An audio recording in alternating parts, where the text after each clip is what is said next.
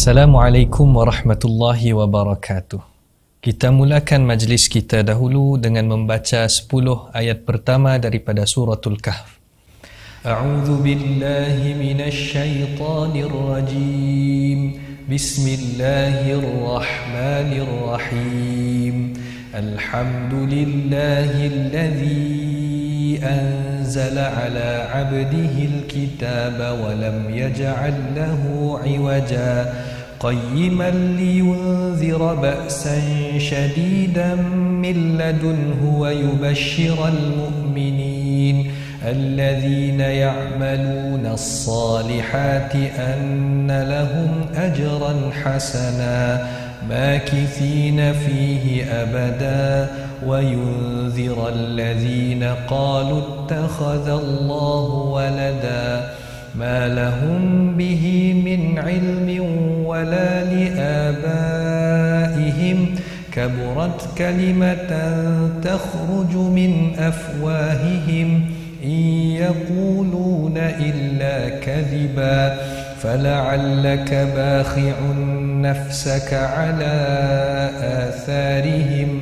إن لم يؤمنوا بهذا الحديث أسفا إنا جعلنا ما على الأرض زينة لها لنبلوهم أيهم أحسن عملا وإنا لجاعلون ما عليها صعيدا جرزا أم حسبت أن أصحاب الكهف والرقيم كانوا من آياتنا عجبا إذ أوى الفتية إلى الكهف فقالوا ربنا آتنا من لدنك رحمة وهيئ لنا من أمرنا رشدا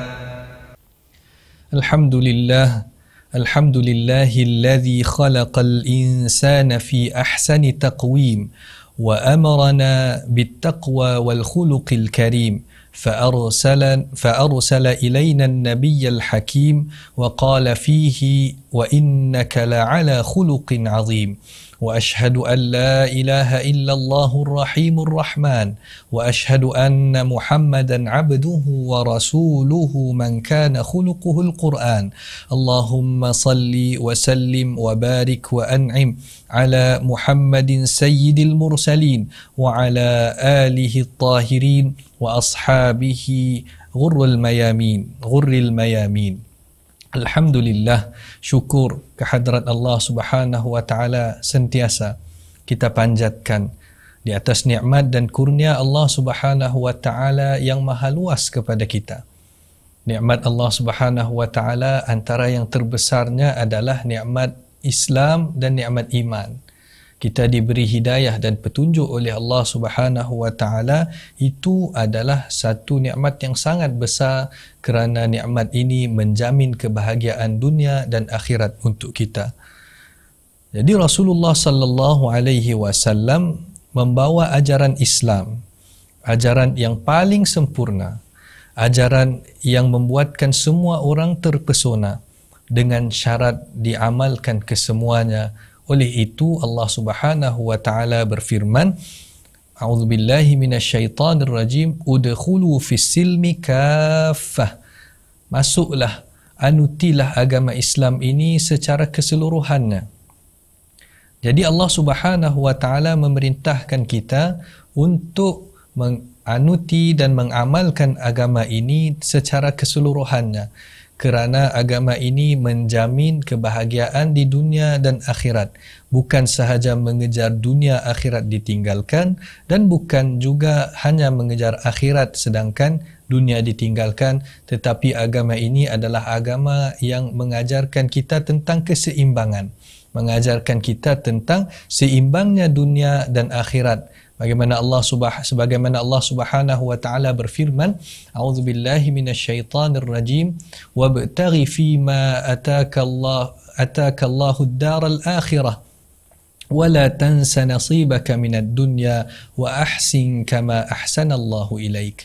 Allah taala berfirman, rebutlah apa yang telah Allah sediakan untuk kamu pada hari akhirat kelak, dan jangan lupa nasibaka minad dunya, dan jangan lupa bahagian yang Allah sediakan untukmu di dunia, dan berbuat baiklah seperti mana Allah Subhanahu wa taala berbuat baik kepada kamu. Jadi Allah Subhanahu wa taala memerintahkan kita supaya menggunakan kehidupan dunia ini untuk mencapai kebahagiaan di dunia dan akhirat. Allah tidak perintahkan kita hanya mengejar akhirat dan meninggalkan dunia, dan bukan juga sebaliknya mengejar dunia sehingga meninggalkan akhirat, tapi agama Islam mengajarkan kita keseimbangan. Jadi dengan itu Allah Subhanahu wa taala turunkan Al-Quran melalui Nabi Muhammad sallallahu alaihi wasallam, dan diturunkan Al-Quran itu hudal linnasi wa bayyinatin minal huda wal furqan, sebagai petunjuk kepada manusia, hudal linnas wa bayyinat, dan penjelasan minal huda, daripada petunjuk-petunjuk itu, wal furqan, dan pemisah antara yang hak dan batil. Dan Allah Ta'ala menyebutkan wa bayyinatin minal huda wal furqan. Wa bayyinatin minal huda bermakna di dalam Al-Quran ada petunjuk dan ada juga penjelasannya. Seperti mana kita tahu bahwasanya ayat-ayat Al-Quran itu yufassiru ba'daha ba'da. Sebahagian ayat Al-Quran boleh mentafsirkan dan menjelaskan ayat yang lain. Begitu juga As-Sunnah, di mana hadis Nabi SAW juga menjelaskan ayat Al-Quran dan dijelaskan oleh ayat Al-Quran. Begitulah nas-nas yang Allah telah turunkan, Allah sampaikan kepada kita untuk kita fahami melalui kalam-kalam ulama dan pelbagai lagi sumber yang kita boleh katakan sumber sekunder dan tertier, tapi sumber utama atau sumber prima bagi orang Islam adalah Al-Quran dan As-Sunnah. Jadi oleh kerana kita dah sebutkan tadi, Allah Ta'ala memerintahkan kepada kita untuk beriman atau mengamalkan agama Islam secara keseluruhan. Oleh itu, kalau kita perhatikan, agama ini melalui Al-Quran dan As-Sunnah mengajarkan pelbagai aspek ataupun segenap ruang diajarkan dalam agama kita. Dari sudut akidahnya, dari sudut ibadahnya, dari sudut akhlak dan muamalatnya, semuanya diajar oleh agama Islam dengan sempurna dan lengkap tanpa terkecuali. Kalau kita tengok di dalam Al-Quran, ayat yang menyatakan tentang akidah sangat banyak. Qul huwallahu ahad, katakanlah Allah itu satu. Afdalul zikri fa'lam annahu la ilaha illallah, sebaik-baik zikr itu adalah la ilaha illallah, ketahuilah bahawasanya la ilaha illallah. Allah suruh kita belajar tentang apakah makna la ilaha illallah. Itu dari sudut akidah. Dan kalau kita tengok ibadah, pelbagai ibadah diajarkan melalui Al-Quran, melalui As-Sunnah. Wa aqimus salata wa atuz zakah, tunaikanlah salat dan dirikanlah salat dan tunaikan zakat. Ya ayyuhalladzina amanu kutiba alaikumus siyam kama kutiba alal ladzina min qablikum la'allakum tattaqun. Wahai orang beriman, diwajibkan ke atas kamu berpuasa, dan macam-macam lagi ibadah lain yang Allah Subhanahu wa taala perintahkan kepada kita melalui lisan melalui firman-Nya di dalam Al-Quran dan melalui lisan Nabi SAW melalui As-Sunnah. Dan antara perkara yang disentuh oleh Allah Subhanahu wa taala di dalam Al-Quran, bahkan melalui lisan Nabi SAW, adalah berkaitan dengan akhlak.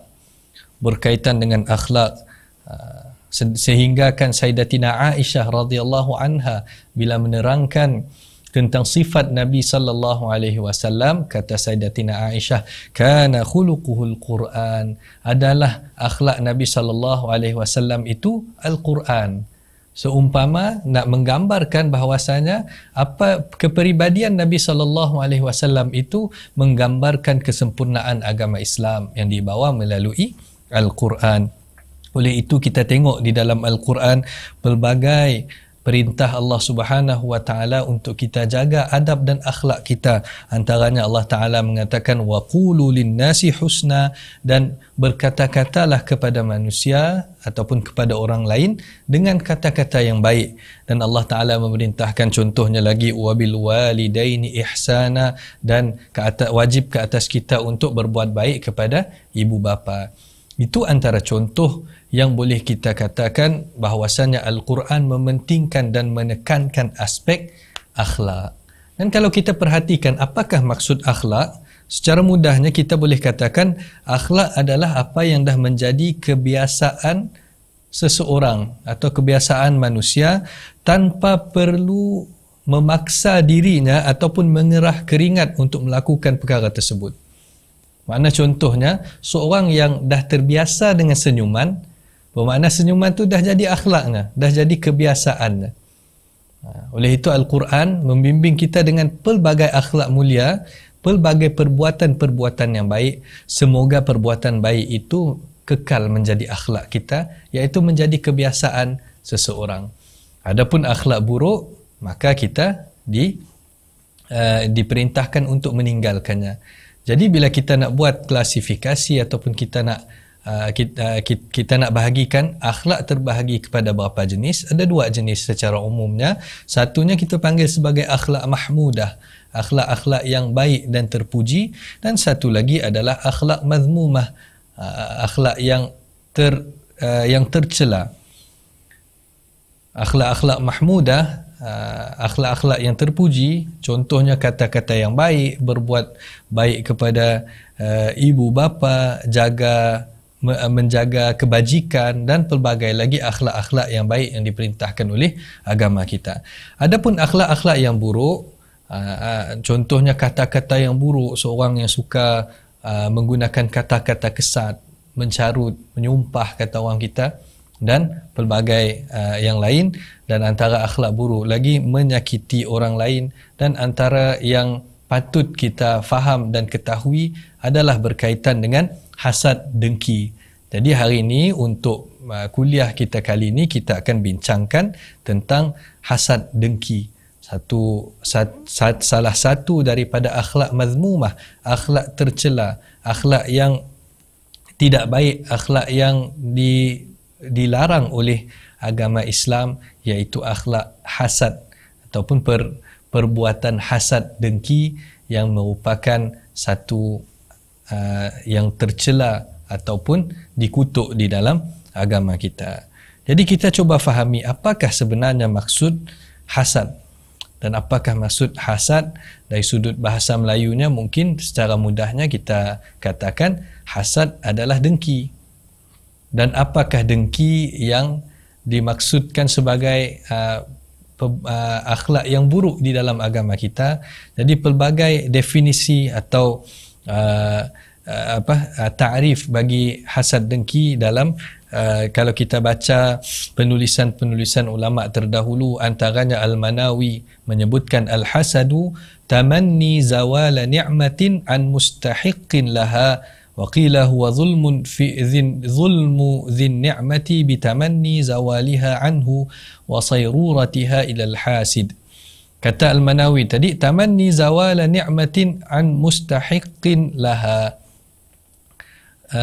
seseorang yang bercita-cita ataupun berharap untuk hilangnya atau dimusnahkan, dihapuskan nikmat bagi orang yang berhak ke atas nikmat tersebut. Ataupun huwa zulmu dzin ni'mati, seorang yang menzalimi pemilik kepada salah satu nikmat, bitamanni zawaliha anhu wa sayruratiha ilal hasidi, dan dan harapan seseorang yang nak menghilangkan nikmat daripada orang yang memiliki nikmat tersebut dan mengembalikan ataupun menjadikan nikmat tersebut didapati oleh al-hasid, oleh orang yang penghasad tadi. Dan kita nangga apa lagi ta'rif lain yang disebutkan oleh ulama. Ar-Raghib Al-Asfahani menyebutkan al-hasadu tamanni zawala ni'matin min mustahiqqin laha wa rubbama kana ma'a dhalika sa'yun fi izalatiha. Hasad itu adalah mengharap ataupun satu harapan, satu cita-cita untuk menghilangkan nikmat daripada seseorang yang layak menerima nikmat tersebut, dan boleh jadi disebabkan harapan dan cita-cita tersebut sa'yun fi izalatiha, iaitu dia berusaha untuk menghilangkan ataupun untuk memusnahkan nikmat tersebut daripada pemiliknya. Jadi kalau kita perhatikan dan kita cuba fahami apakah definisi-definisi yang disebutkan oleh para ulama yang kita bacakan beberapa contohnya tadi, hasad ini dapat kita simpulkan sebagai satu penyakit hati, sebab semuanya menyebutkan tentang at-tamanni, semuanya menyebutkan tentang harapan, satu perasaan berharap atau mengharapkan. Jadi hasad ini punca asalnya daripada hati, iaitu perasaan apa? Perasaan seorang yang mengharapkan nikmat yang dimiliki oleh orang lain terhapus atau terhilang. Mungkin disebabkan apa? Disebabkan nikmatnya ada pada orang lain, tidak ada pada dirinya, ataupun yang ada pada dirinya kurang daripada apa yang ada pada orang lain. Itu menyebabkan seseorang itu ada perasaan mudah-mudahan hilang nikmatnya. Dan salah satu lagi ciri-ciri hasad juga membawa kepada perbuatan. Oleh kerana dia berharap untuk hilang nikmat tersebut daripada orang lain, maka dia pun melakukan satu usaha untuk menghilangkan nikmat tersebut. Kalau kita nak letakkan contohnya kita katakan seorang yang bekerja di satu pejabat, dan ada kawan yang dinaikkan pangkat atau dinaikkan gaji dalam keadaan dia sendiri tidak dinaikkan gaji atau tidak dinaikkan pangkat. Maka perasaan hasad ini timbul disebabkan kawan dia naik pangkat dan dapat gaji lebih, aku si dapat gaji lebih. Makna itu adalah permulaan perasaan hasad. Dan menjadi lebih parah lagi, dia berusaha sama ada aku pun naik pangkat juga, ataupun aku akan pastikannya turun balik pangkat dan dapat gaji sama je dengan aku ataupun lebih rendah lagi. Maka perasaan dan perbuatan tersebut merupakan kita katakan merupakan satu perasaan yang dipanggil sebagai hasad, dan satu ciri-ciri atau akhlak yang buruk secara aklian, secara akalnya. Manusia yang sihat akalnya akan menganggap hasad dengki itu satu keburukan, dan juga secara fitrah manusia memang menganggap dengki itu adalah satu perbuatan buruk. Dan secara nusus di dalam Al-Quran dan Al-Hadis Nabi SAW dan Allah Subhanahu Wa Taala juga melarang untuk melakukan hasad. Jadi di dalam Al-Quran disebutkan beberapa kali perkataan hasad atau berkenaan dengan hasad. Antaranya yang paling mudahlah, yang paling mungkin majoriti dalam kalangan kita menghafal ayat yang Allah Ta'ala sebutkan tentang hasad, iaitu di dalam surah An-Nas, di dalam surah Al-Falaq. Di penghujung surah Al-Falaq Allah Ta'ala menyebutkan daripada awalnya, a'udzubillahi minasyaitanirrajim, qul a'udzu birabbil falaq min syarri ma khalaq wa min syarri ghasiqin idza waqab wa min syarrin naffatsati fil 'uqad wa min syarri hasidin idza hasad. Allah Ta'ala mengajar kita untuk minta perlindungan daripada Allah, dan antara benda yang kita minta Allah lindung kita adalah min syarri hasidin idza hasad, daripada kejahatan atau keburukan pendengki, penghasad, idza hasad, apabila dia melakukan ataupun berlakunya perasaan hasad tersebut. Dan antara ayat Al-Quran yang lain, contohnya dalam surah An-Nisa, Allah Subhanahu Wa Taala menceritakan perihal orang Yahudi yang dengki kepada hidayah yang Allah berikan kepada orang-orang mukmin yang beriman kepada Nabi sallallahu alaihi wasallam, sehinggalah di penghujung ayat penceritaan Allah tersebut dalam ayat 54 Allah Taala mengatakan, am yahsuduna an-nasa ala ma atahumullahu min fadlih faqad atayna ala ibrahim al-kitaba wal hikmah wa atainahum mulkan azima.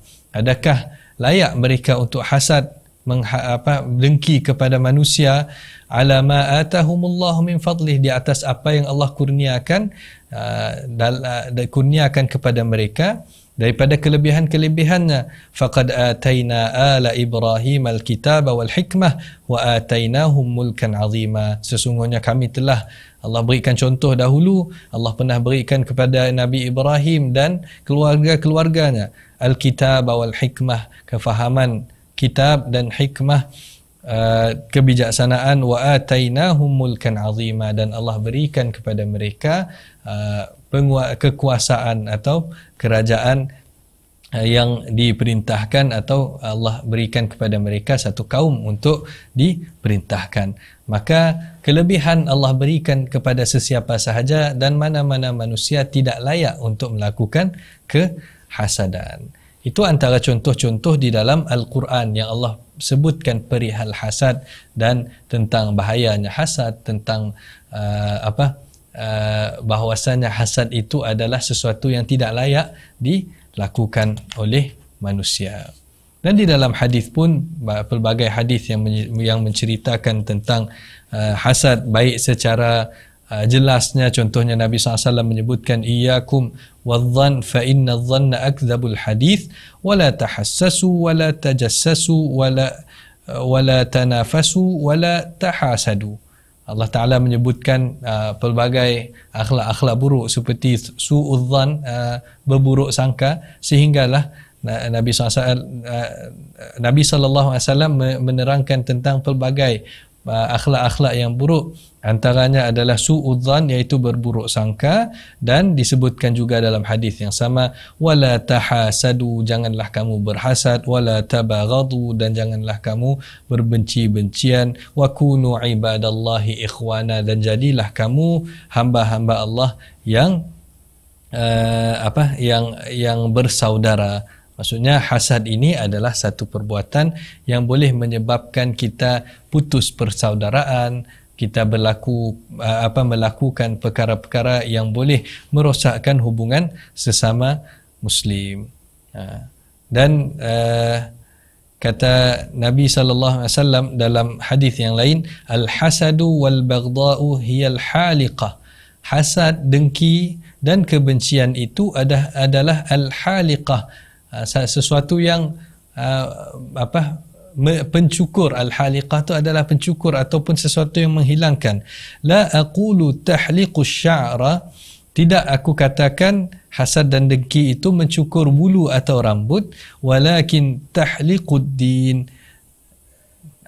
tetapi ianya membinasakan ataupun mencukur agama. Mana seolah-olah kalau kita cukur bahagian-bahagian yang berbulu akan jadi nipis, rambut atau bulu tersebut, maka hasad dan kebencian itu boleh menipiskan agama kita, boleh menipiskan ketakwaan seseorang terhadap Allah Subhanahu wa Ta'ala, yang kita akan ceritakan kenapa hasad itu merupakan satu yang sangat-sangat dilarang di dalam agama.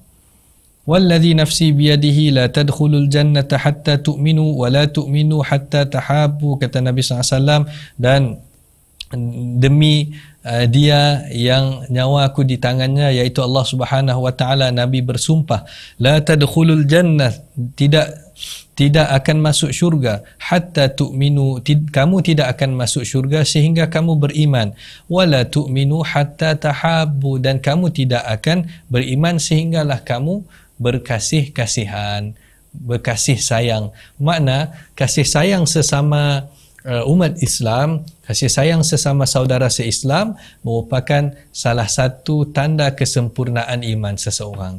Kita dah mengucap 2 kalimah syahadah, kita dah menunaikan salat, kita dah mendirikan salat, kita dah menunaikan zakat, dan semua rukun Islam kita kerjakan. Dan antara ciri lagi kesempurnaan iman kita adalah dengan kita menjaga hubungan sesama Muslim, sesama komuniti kita, berkasih sayang. Mudah-mudahan dengan kasih sayang itu iman kita sempurna, seperti Nabi SAW mengatakan, la tu'minu hatta tahabbu, tidaklah kamu ataupun tidaklah sempurna iman kamu sehingga kamu berkasih-kasihan. Afala unabbi'ukum bima yuthbitu dzakum lakum, adakah ingin kamu aku khabarkan tentang apa yang akan memastikan kamu perkara tersebut, iaitu masuk syurga dan beriman tadi. Afshus salam bainakum, sebarkanlah salam, tebarkanlah salam di antara kalian. Kita ucapkan salam, kita doakan kebahagiaan orang, kita kita ajak orang kepada kebaikan. Itulah merupakan ciri-ciri kasih sayang orang mukmin. Baik. Dan pelbagai lagi sebenarnya kalau kita nak bacakan semua hadis berkaitan dengan hasad dan ayat Al-Quran, mungkin akan banyak yang Allah Subhanahu Wa Taala terangkan dan sebutkan di dalam Al-Quran, dan Nabi sallallahu alaihi wasallam ajar kita di dalam hadis Nabi sallallahu alaihi wasallam. Cuma ada beberapa perkara yang kita nak sebutkan tentang kenapakah Allah Subhanahu Wa Taala melarang kita untuk hasad. Kena agama Islam nyuruh kita hasad. Kalau kita perhatikan, hasad tu merupakan satu perbuatan jahat yang mana balasannya sebelum terjadi hasad sekalipun dah ada balasannya. Kalau kita perhatikan, hasad adalah dengki. Hasad adalah dengki. Dan dengki tadi kita dah sebutkan bahawasanya datang daripada hati. Mana penyakit ini adalah penyakit hati. Sebelum seorang itu ataupun bila nak berlakunya perasaan hasad dengki, maka seorang itu ada hati yang gelisah atau resah, mengenangkan kenapa kawan aku dapat nikmat tersebut, aku tak dapat. Kenaknya dapat maki kereta besar, aku si dapat.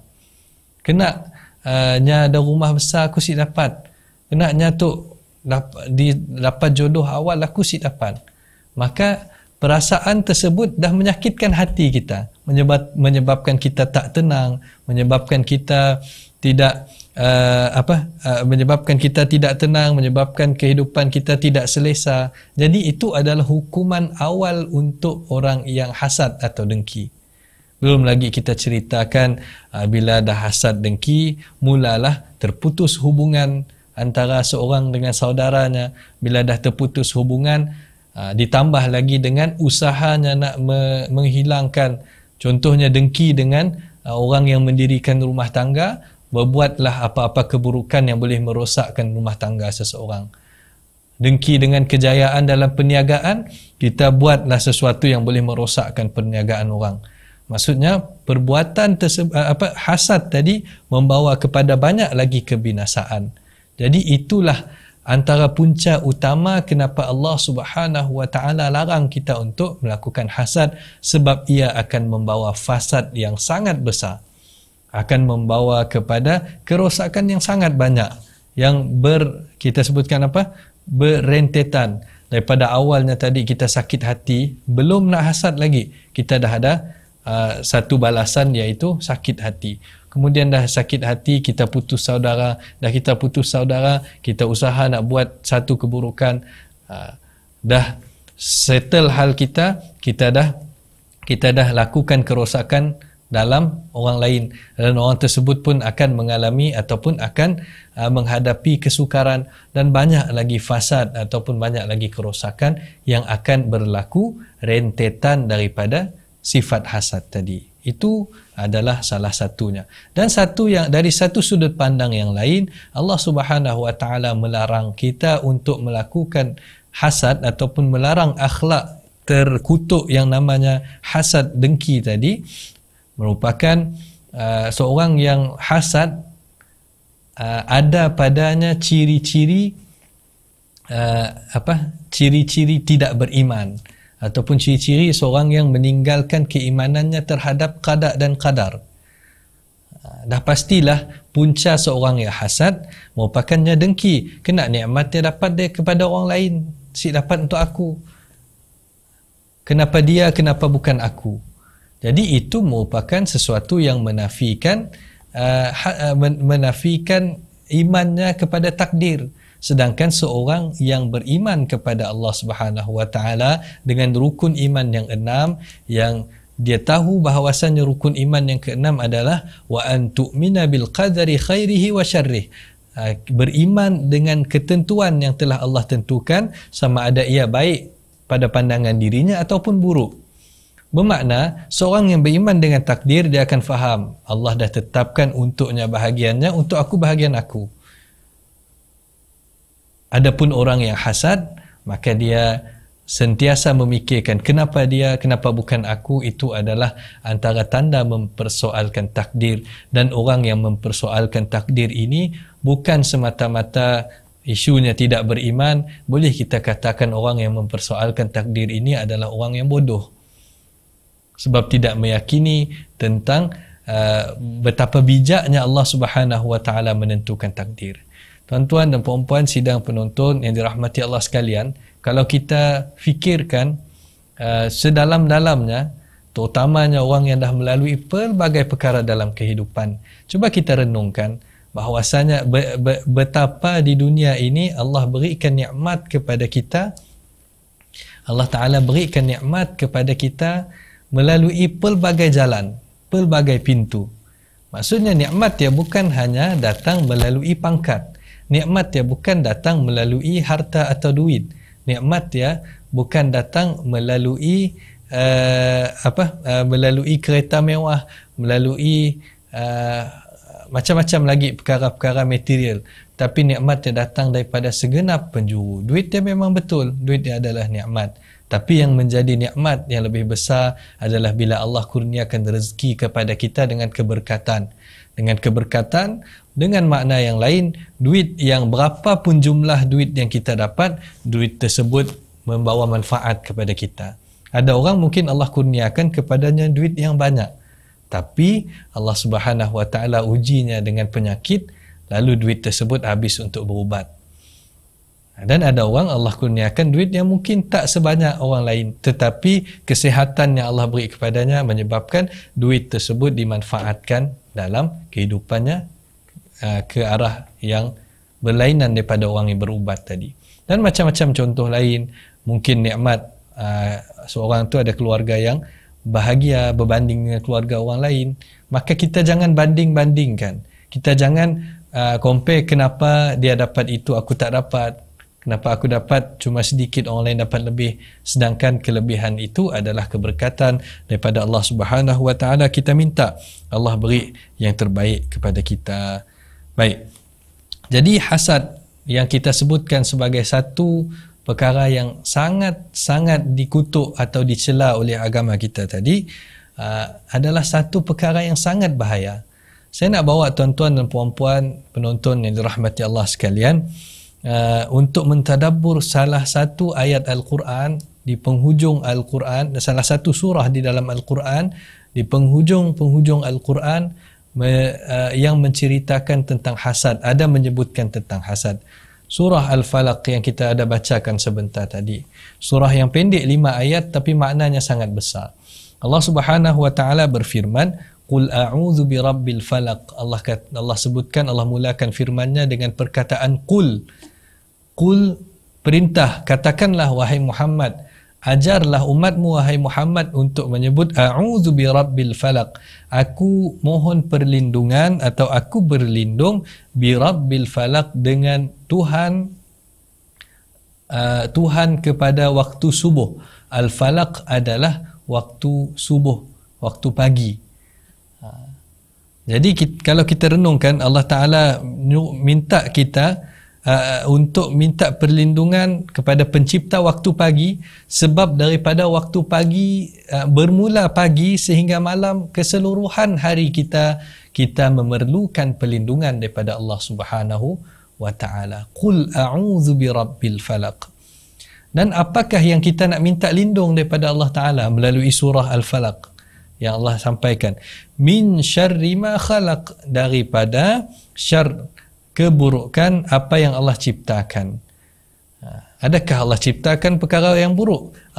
Yang Allah cipta dan takdirkan semuanya baik-baik, tapi buruk di mata manusia, dan keburukan yang untuk manusia minta lindung daripada Allah Subhanahu wa taala. Sebabkan kita dah semua kita setuju bahawasanya Allah turunkan, Allah ciptakan kita di muka bumi ini sebagai ujian untuk kita. Adakah kita pilih jalan yang benar ataupun jalan yang salah? Inna hadainahu sabila imma syakiran wa imma kafura. Allah ciptakan kita di dunia, Allah beri kepada kita petunjuk, dan ada yang pilih jalan yang benar, ada pilih jalan yang buruk. Dan orang yang memilih jalan yang buruk boleh membawa keburukan kepada orang lain. Sebab ialah kita minta min syarri ma khalaq. Kita minta Allah lindung kita daripada kejahatan makhluk-makhluk yang diciptakan oleh Allah Ta'ala, baiknya manusia dan baiknya jin. Wa min syarri ghasiqin idza waqab, dan minta lindung daripada Allah daripada kejahatan kegelapan apabila ia masuk, iaitu mulanya waktu senja dan malam. Maksudnya daripada pagi kita minta perlindungan Allah sehinggalah malam. Antara yang Allah suruh kita minta perlindungan lagi, wa min syarrin naffatsati fil 'uqad, dan daripada syar keburukan atau kejahatan an-naffatsat, orang yang menghembus-hembus fil 'uqad, pada simpulan-simpulan, iaitu sihir. Ini merupakan satu kita madah kata kiasan yang Allah Ta'ala sebutkan untuk penyihir-penyihir. Naffatsati fil 'uqad, mereka yang membaca mantra ataupun sihir-sihirnya lalu dihembuskan kesimpulan untuk menghantar simpulan tali atau ikatan apa-apa sahaja untuk menghantar atau menyihir orang lain. Jadi antara yang Allah nyuruh kita minta perlindungan daripadanya adalah daripada sihir-sihir ahli sihir ataupun penyihir yang nak menyihir manusia dengan keburukan. Dan yang terakhirnya Allah sebutkan wa min syarri hasidin idza hasad, dan daripada keburukan hasid, orang yang pendengki atau penghasad, idza hasad, apabila dia mendengki ataupun apabila dia berlaku hasad. Jadi kalau kita renungkan ayat surah Al-Falaq 1 sehingga 5 ni, Allah Ta'ala memerintahkan kita untuk minta perlindungan kepada benda-benda yang sangat-sangat besar. Di mana Allah Ta'ala pada awalnya mengumumkan min syarri ma khalaq, apa sahaja yang Allah ciptakan, kalau ada keburukan kita minta perlindungan daripadanya supaya keburukan tersebut tidak mengenakan kita. Dan bila Allah sebutkan di akhirnya wa min syarri hasidin idza hasad, menggambarkan antara keburukan ciptaan-ciptaan Allah adalah makhluk-makhluk yang ada perasaan hasad tadi. Kalau Allah nak listkan semuanya, mungkin banyak lagi keburukan selain daripada hasad. Tapi hasad adalah salah satu yang sangat besar, jadi dinyatakan sekali di dalam surah Al-Falaq. Jadi mintalah perlindungan daripada Allah Subhanahu wa Ta'ala daripada perasaan, daripada orang yang hasad dan daripada berlaku hasad.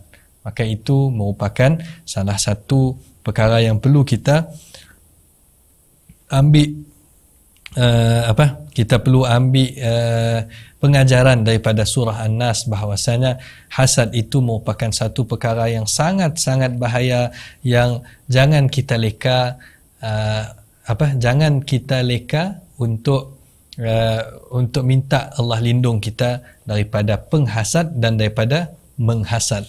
Maksudnya daripada jadi seorang yang dihasadkan oleh orang, ataupun kita minta juga lindung daripada Allah, ya Allah minta jauh daripada perasaan hasad, seumpama kita minta Allah jaga hati kita daripada perkara-perkara yang dilarang oleh Allah Subhanahu wa Ta'ala. Muslimin dan muslimat sidang penonton yang dirahmati Allah sekalian. Baik, oleh kerana hasad tadi adalah satu penyakit yang asal usulnya daripada hati, maka rawatannya juga berasal daripada hati. Maksudnya kita perlu merawat hati kita. Dan dari sudut kita nak merawat ataupun mencegah daripada daripada perbuatan hasad ini, kita boleh tengok daripada dua sudut. Bagi penghasad dan bagi orang yang dihasad. Jadi orang yang nak melakukan hasad, apakah ilaj ataupun apakah rawatan dan pencegahan yang patut dilakukannya, kita boleh tengok beberapa perkara. Bagi orang yang nak melakukan hasad, perkara yang paling utama sekali untuk dia kita katakan untuk seseorang itu mencegah dirinya daripada melakukan hasad adalah ittiba'uddin fijtinabihi, mengikut nasihat ataupun mengikut suruhan atau ajaran agama tentang menjauhkan hasad. Betapa banyaknya ayat Al-Quran dan hadis tadi yang Nabi SAW larang secara jelas, wala tahasadu, jangan kamu berhasad. Dan kita dah ceritakan apakah kesan-kesan buruk hasad, hukumannya daripada awal yang kita sebutkan tadi, sehinggalah kefasadan yang banyak yang akan berlaku disebabkan hasad. Maka perkara tersebut cukup untuk kita jadikan pengajaran bahawasanya agama kita melarang untuk kita untuk kita menjauhkan atau meninggalkan perbuatan hasad. Warruju'u ilallah, dan kembalilah kepada Allah Subhanahu wa taala. Ada perasaan hasad, maka ingatlah Allah Subhanahu wa taala. Ingatlah bahawasanya Allah Subhanahu wa taala mengganjarkan orang yang bersabar dan bersyukur. Ingatlah bahawasanya Allah menghukum orang yang hasad dan kufur dan melakukan kefasadan. Maka ingat dan kembali kepada Allah itu merupakan salah satu cara yang sangat ataupun yang paling utama dalam nak meninggalkan perbuatan hasad. Jadi yang pertama tadi adalah kembali kepada agama ataupun kembali mengikuti ajaran agama secara keseluruhannya. Yang kedua adalah tentang akal fikiran kita. Sebab kita dah sebutkan tadi hasad datang daripada hati. Datang daripada hati perasaan hasadnya. Tapi perasaan tersebut, apa yang trigger hati ya? Mata pandangan kita yang menyebabkan kita berfikir. Kita nangga, kita dapat melihat nikmat orang lain, dalam keadaan otak kita berfikir, kenalah dapat dengannya, si dapat dengan aku. Kenapa orang lain yang dapat, kenapa bukan aku? Jadi pemikiran tersebut merupakan satu kecelaruan ataupun satu keburukan yang ada dalam akal fikiran manusia. Maka kita ubahlah pemikiran tersebut kepada pemikiran yang positif. Tukarkan daripada hasad kepada syukur. Ataupun yang paling mudahnya adalah kita alihkan pandangan atau fikiran kita yang boleh membawa kepada hasad. Saya beri satu contoh yang boleh jadi mungkin salah satu sebab berlakunya hasad, terutamanya dalam dalam kalangan kita yang hidup di dunia yang penuh dengan dunia di hujung jari. Betapa banyaknya jenis-jenis social media yang ada sekarang, yang mana orang melihat nikmat yang dipertontonkan oleh orang melalui media-media sosial, dan datanglah sifat ataupun perasaan dengki apabila melihat buka akaun Instagram kawan sedang kongsikan gambar kereta, buka Instagram kawan lain ataupun Facebook kawan lain, kawan sedang kongsikan dapat makan di restoran mewah, kongsikan cash, duit yang dapat daripada hasil perniagaan. Maka kalau kita dah nampak kalau kita dah tengok di social media tentang orang yang menzahirkan nikmat-nikmat yang boleh mendatangkan rasa hasad dalam diri kita, maka tinggalkan, tutup handphone seketika untuk kita fikirkan bahawasanya perasaan tersebut perasaan yang salah. Dan yang ketiga, berkaitan juga dengan cara untuk mengawal diri daripada munculnya hasad dengki tadi adalah dengan kita menguatkan lagi iman kita tentang redha bagi qada dan qadar Allah Subhanahu wa taala. Redha dengan takdir yang Allah taala tetapkan. Maka keredaan dengan takdir yang Allah tetapkan tersebut menyebabkan kita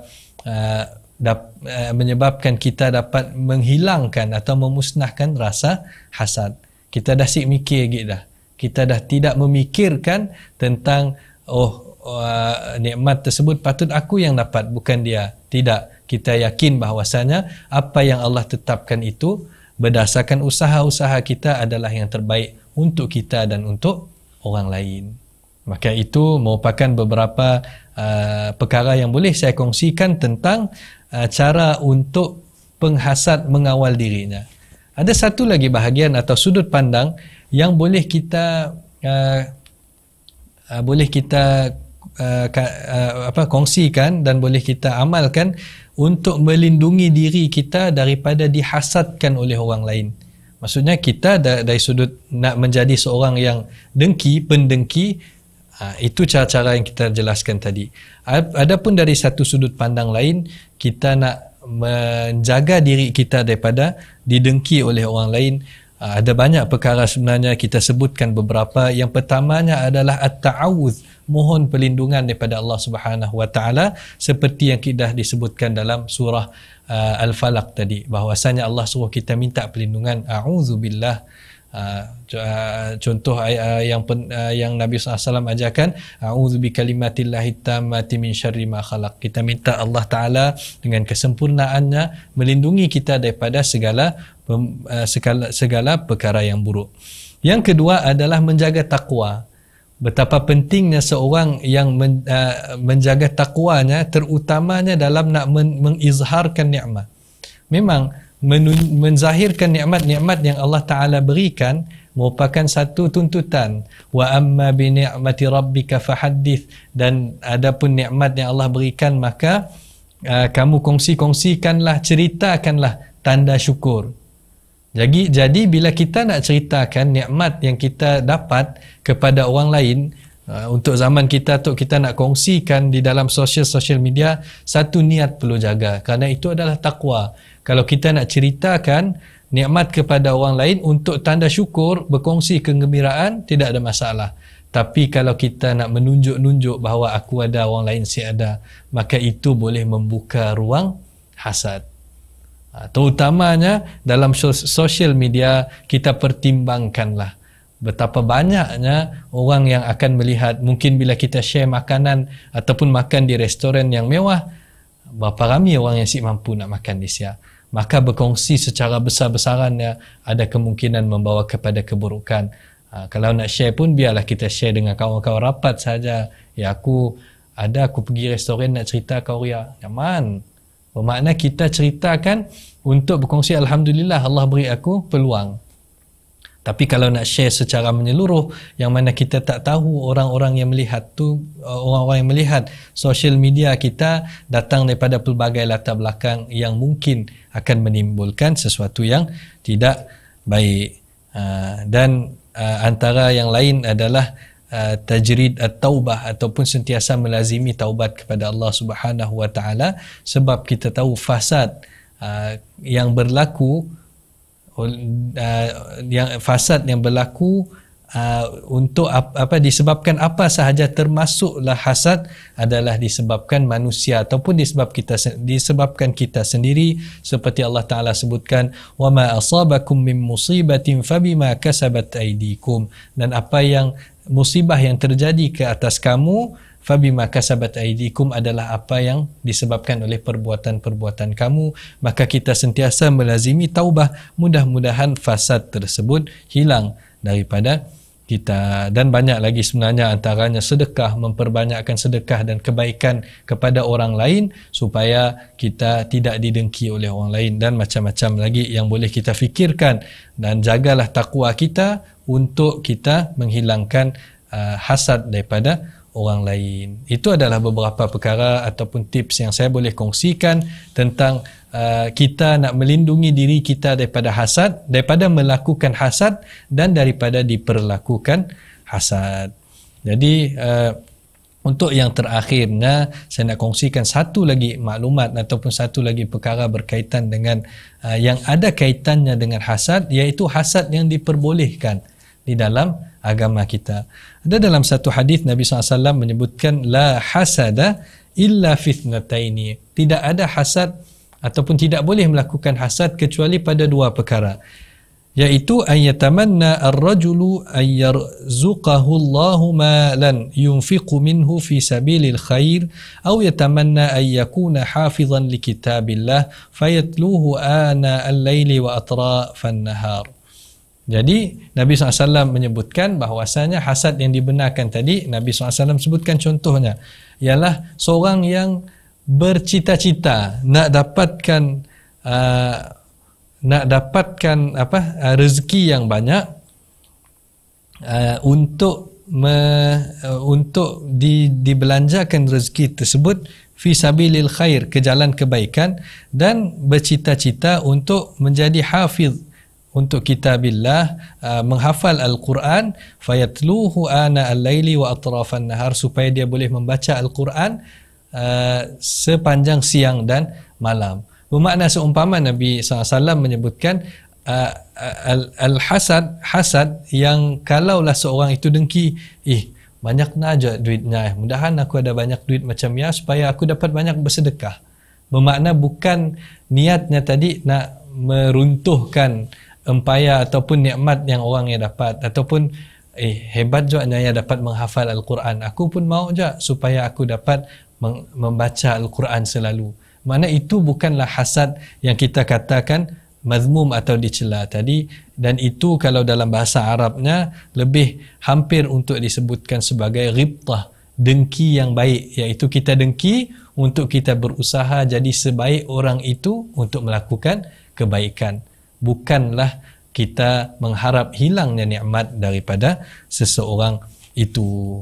Jadi itu sedikit sebanyak berkaitan dengan al-ghibtah ataupun hasad dengki yang dibenarkan oleh syariat kita.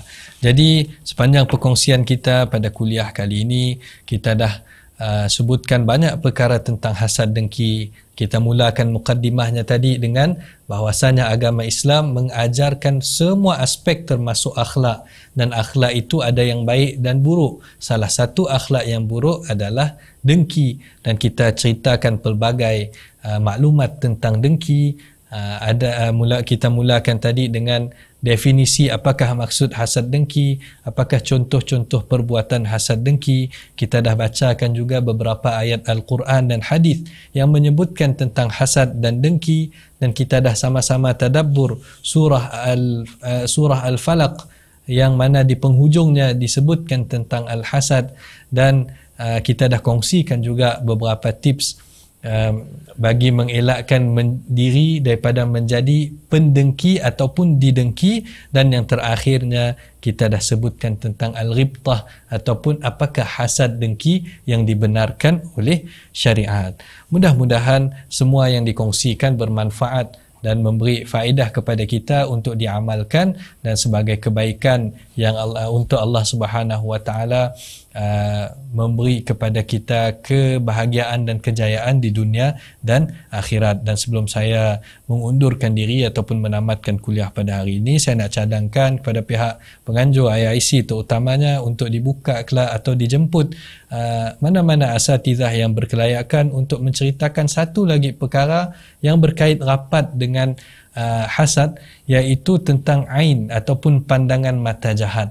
Ada satu istilah ataupun satu perbuatan jahat di dalam agama kita yang namanya al-ain, yang berkaitan dengan hasad, iaitu pandangan mata jahat, yang mana kita perlu faham apakah maksud al-ain, dan apakah punca berlakunya ain, dan apakah ilaj ataupun rawatan bagi ain yang apabila berlakunya kejahatan yang namanya al-ain tadi. Mudah-mudahan kalau dilaksanakan ataupun dibuat penerangan tentang perkara tersebut oleh orang yang berkelayakan, mudah-mudahan kita dapat sama-sama input dan menjauhi diri kita daripada al-ain, iaitu perbuatan yang tidak baik tersebut.